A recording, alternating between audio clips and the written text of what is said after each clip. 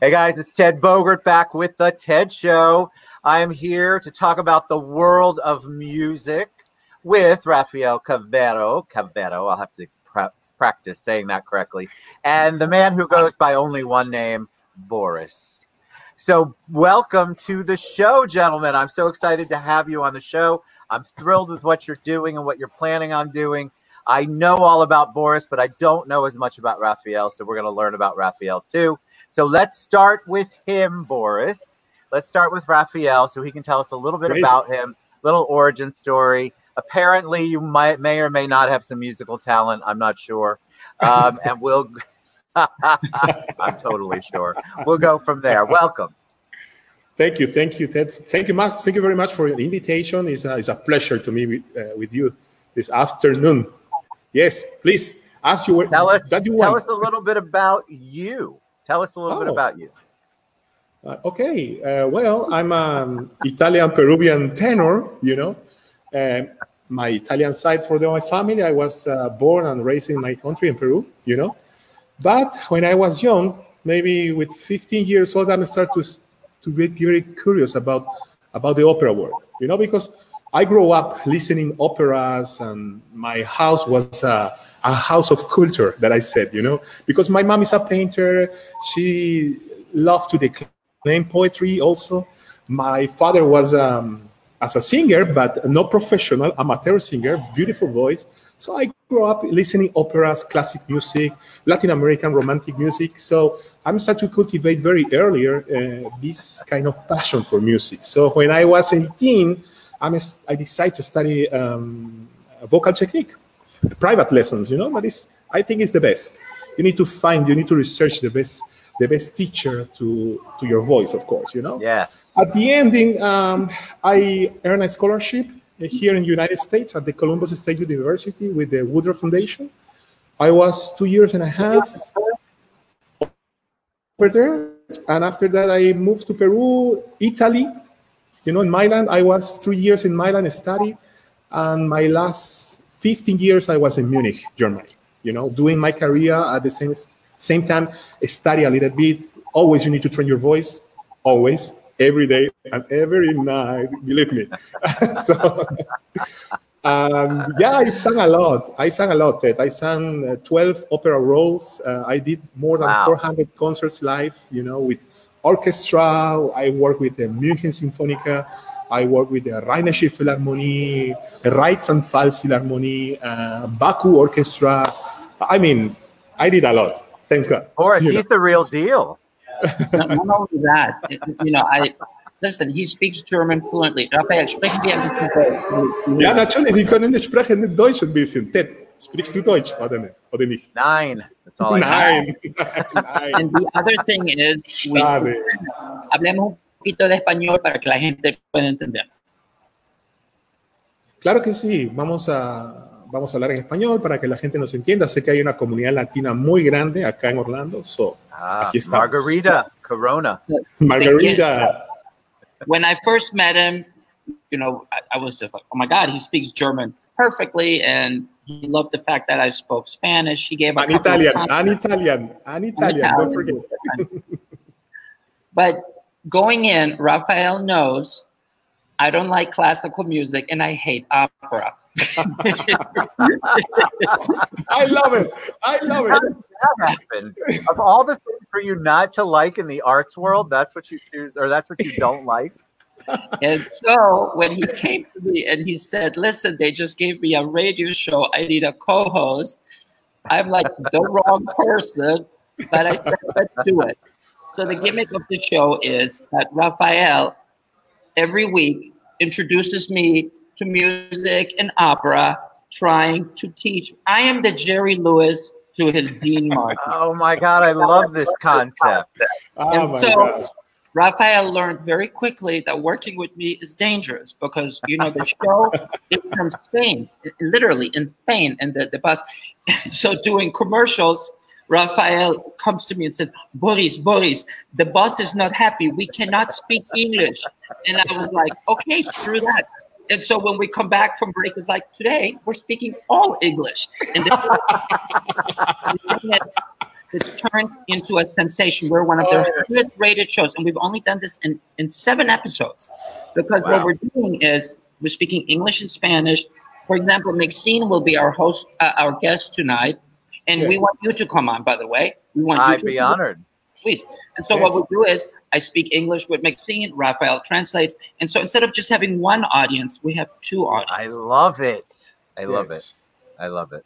I think it's so important to embrace the things that you don't like. And I love the fact that you're willing to learn more. Yeah. Like, I love opera, but I don't understand it. I love classical music, and I couldn't identify any of it unless I said, oh, it's in that commercial, or, oh, they used it in that movie, but I don't know what it is. Right. But I have an appreciation for it.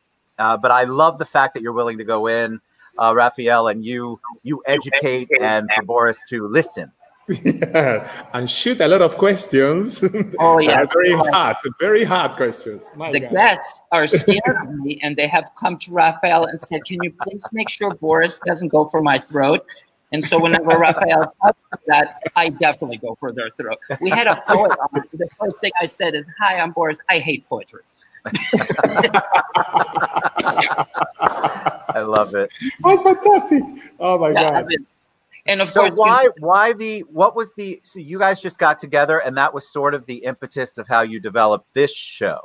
Like, this was the angle that you decided to take. It's so unique because I think you're going to have a lot of people. I would tune in knowing that you don't like it just to see where it was going to go and learn a little bit. So I love that you're teaching kind of in a reverse psychology way, your audience. this is not how it started. It started with and I like opera, but like I think in the middle of the first episode, I was like, "Oh God, this is torture." I'm sorry. What happened? This is torture. I just can't do it, you know. And laughing away. And I think a couple of bosses were a little doing, but I think now they're very happy because, like I said, we're getting big stars. You're going to be next, and we have 2 audiences. You must be going backwards then, Boris. What do you mean? I'm not a big star. Oh, come on. If No, I've told you this you know, before, if you've not been on the TED show, you're nobody. Very cool thing was the reaction of people, you know. A lot of friends of mine that I have in Latin America and also in Europe, I have a lot of friends in Europe. Most of them are Italian opera singers. They don't speak Spanish, of course. So right now they start to hear the program because the program is in English, you know, also, you know, and also the people here. And this is very fair because we live in the United States. Please, this is Orlando. It's a lot of Latin people, of course, but it's American folks, you know. It's just folk from USA, and they're engaged with our program. This is very cool. I'm very happy. You know. So tell me, go ahead, Boris. No, sorry, your show. No, listen, I'm used to you taking over and trying to hijack the show role. I get it.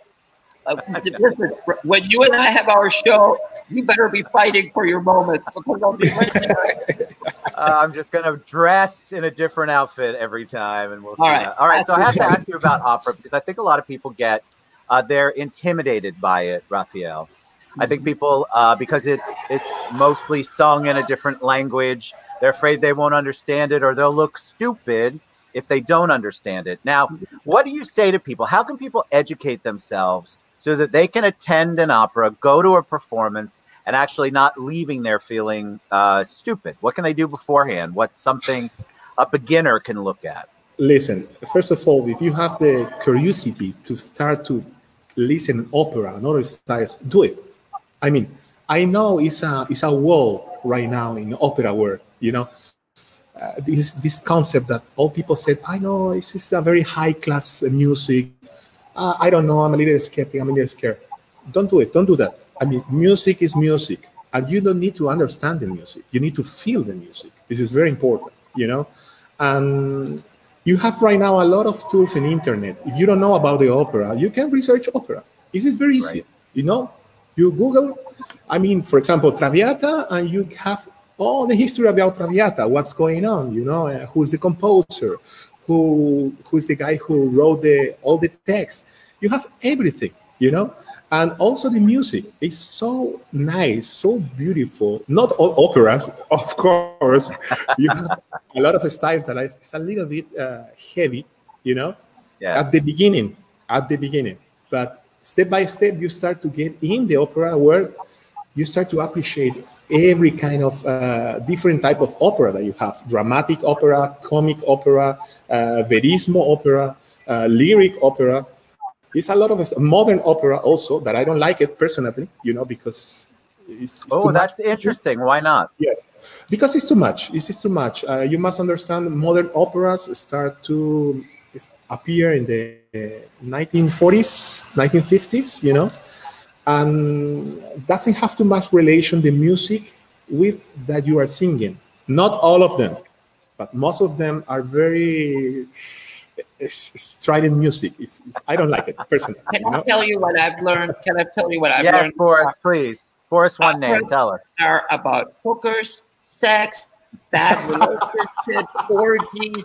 Yes, because I just thought it was people standing there singing, being super boring. But I'm beginning to find out this was like the first type of telenovelas that was for the average. Totally. These really juicy, dramatic stories. So I'm learning, you know, and one thing that we covered in the third episode is that opera gets a bad rap in American culture. It's always something that's shown for old white people. Bugs Bunny is always making fun of the opera. It's like there's a lot of disrespect for opera, and it's not cool. And so one of the things that Rafael is trying to do is, because he's a worldwide famous tenor, particularly in Europe, he's trying to explain to me, the great unwashed heathen, why opera is important.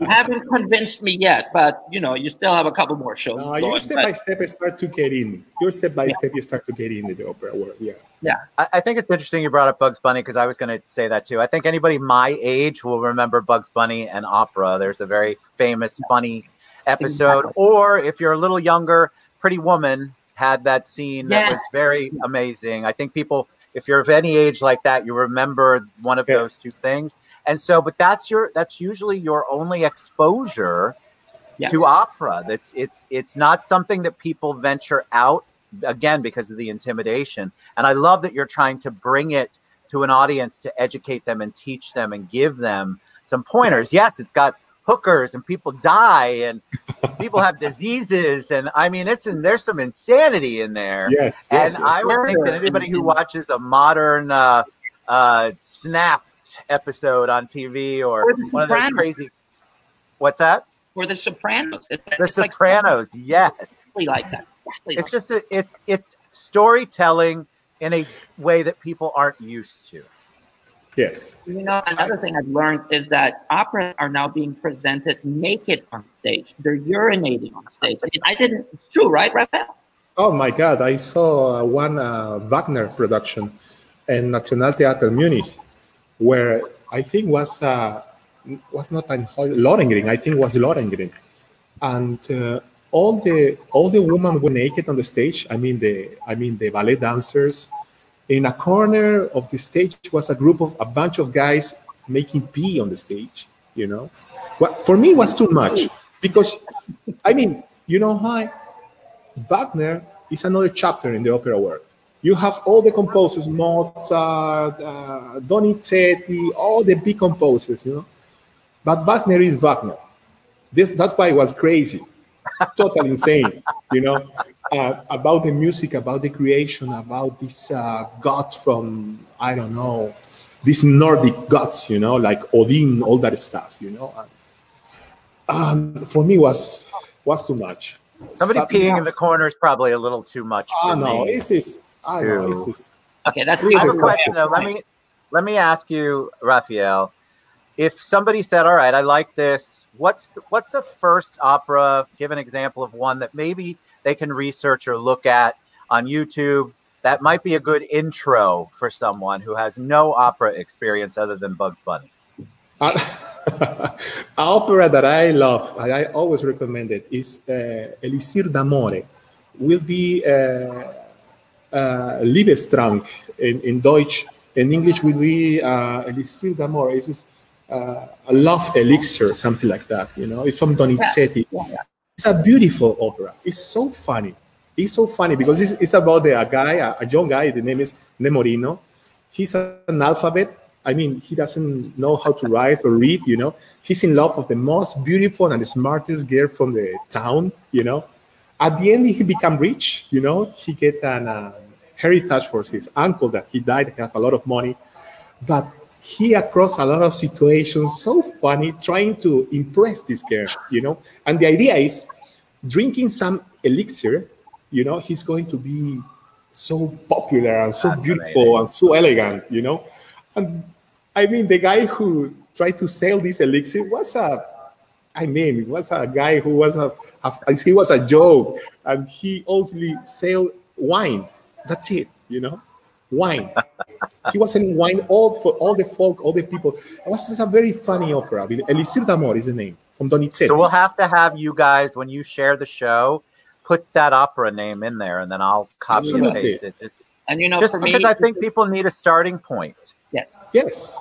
And you know, for me, this is really difficult because I'm not only fighting against a real sex symbol now, I'm actually fighting against his accent. Everybody loves his rich accent. Of course. And the thing who doesn't want to hear Rafael speak, I don't know, pick a language. I love it. Yeah.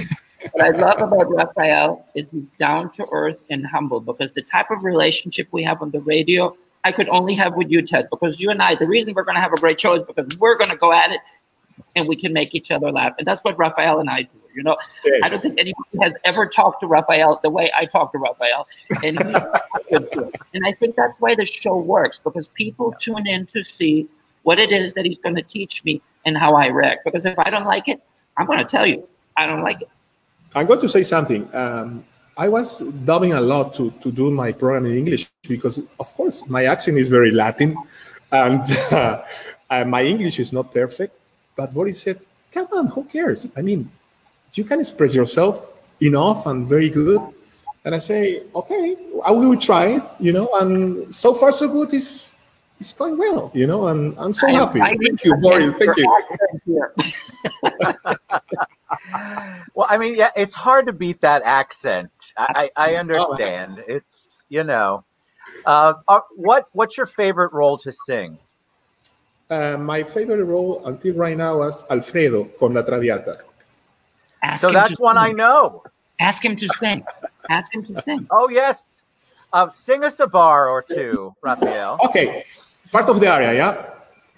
Dei miei volenti spiriti, il giovanile ardore, e la templò col placido sorriso dell'amor. This is the beginning of part of the beginning of the aria, you know? And here's my review. Oh my God. No, you know, sometimes when guests sing, I've had people come on before that are professional singers. And I rush to get the shot of just you, just in case you're really bad. And I don't want people to see me react. True behind the scenes confession. So that was beautiful. Oh, absolutely beautiful. Thank you, Ted. Thank you. I could listen to that for hours too. I can't understand everything, but I love and appreciate opera. I mean, I recommend Traviata because it's a beautiful opera. It's very romantic, at the beginning it's very sparkling, and turned very dramatic at the ending. It's really dramatic, you know. You're getting good reviews. I mean, and think about it, guys, old people, they call them a soap opera. Why did they put opera with that? They put it because the opera had the story and the love triangles and the death and the coming back and all the cool stuff. Same scenario, like Boris said, the telenovelas, terrible Spanish. Go ahead, Boris. I see you talking. Yeah. So, Rafael, sorry, I don't mean to interrupt you. Sorry. I love you, Ted. Come on. Did you know that Rafael Cavero was an actual sex symbol in Peru? He made 14 commercials for a famous beer And in those commercials, he didn't play an opera singer. He played a young man about town that got busy with the ladies. Go ahead. Nice. Yeah. So we can all Google that. Yes, Oh yeah, yes, of course. we'll put that on your show thing. I wish I would have known. I would have pulled it up and said, "Hey, we have a blast from the past, Rafael," and put it right here live on the show. Oh man, you can imagine. I worked in my country like I don't know 7 years at the TV as an actor and as a model. You know, believe me, I was very athletic before become an opera singer. But yeah, give me a lot of exposition, you know, in my country and make a name, you know, as an actor and also as a singer, you know. But in that time, I decided to to change my career to an operatic career, you know, and I dropped everything. We're very thankful for that. Yeah. All right, Boris, tell us where we can find the podcast and where we can find you all, since I can never seem to tag you. I did tag Rafael, though. What's the best way for them to find you? This is a radio show. It's every Wednesday. You just type in your computer Romantica, ROMANTICA 84.com, and it takes you live to the program from 7 to 9 p.m. tonight, every Wednesday from 7 to 9 p.m. And that's it. That's what we're here. And basically, we're just, what I was telling you before is we're only on our 7th episode, and we're already in their top 10 most liked shows. Yes. Because we're screwy. We're doing everything wrong. And Rafael, thank you, Rafael, for playing along. Thanks to you, Boris. Thanks to you. Believe me. Thanks to you both for what you're doing for the, you know, anything that's you're, I know Boris is, and obviously Rafael is too, a community advocate for the arts and for involvement and for getting people educated on the arts, and everything that you're doing, Boris. All your projects are amazing and do phenomenal things. And I love that you have a different one. The music one with Rafael is awesome. What a phenomenal idea. You're going to be interviewed by Harold Garbe very soon. So we're going to take you to New Smyrna. Harold Garbe says hi. He can't wait to talk to you. I can't wait to see him. You're going to be part of Marla's project. And do you know that Marla's project is, they're having talks with PBS and Growing Bolder. They're interested in Marla's project. So you're going to be part of that. So we can't wait. And Rafael, we're going to have probably Ted on in 2 weeks. This is Marla's Cube, right? This is Marla's Cube, yes. Behind you. She's so talented. Marla made beautiful. So yeah. Beautiful. But the main point is this radio show is taking off, Ted, and it's crazy and it's fun. It's in 2 languages. And tonight we have Maxine on, and she's going to talk about dating Sylvester Stallone. She has a past. Being a model, being asked to pose naked for Playboy. She's going to talk about all those juicy things. So. Good. All right, Romantica. You say it pretty. What is Romantica? Romantica I'm sorry, Romantica is like romantic. With after the C, you put the A. It's the same, you know. Romantica 84.com. Romantica84.com. That's it. And it brings you to a little screen. You just hit the blue arrow. You're there. Yes. All right, guys, join in. I will also put that on there and tag it when I go back into the show. Yep. Rafael, thank you so much for singing and coming on the show. And Boris, for always bringing amazing human beings to the show. I love it. You help feed our community and help it grow, and I appreciate all the work that you do. My friends. For our show, and we're going to have dinner at Maxine soon, you and I. That's right. We are. I can't wait. Thank you so much, gentlemen. Romantica84.com. Listen tonight, 7 to 9 with Rafael and Boris. All right, guys. And you're going to be our guest in 2 weeks. 2 weeks. 2 weeks. 2 weeks. Bye, guys. Adios. Bye-bye.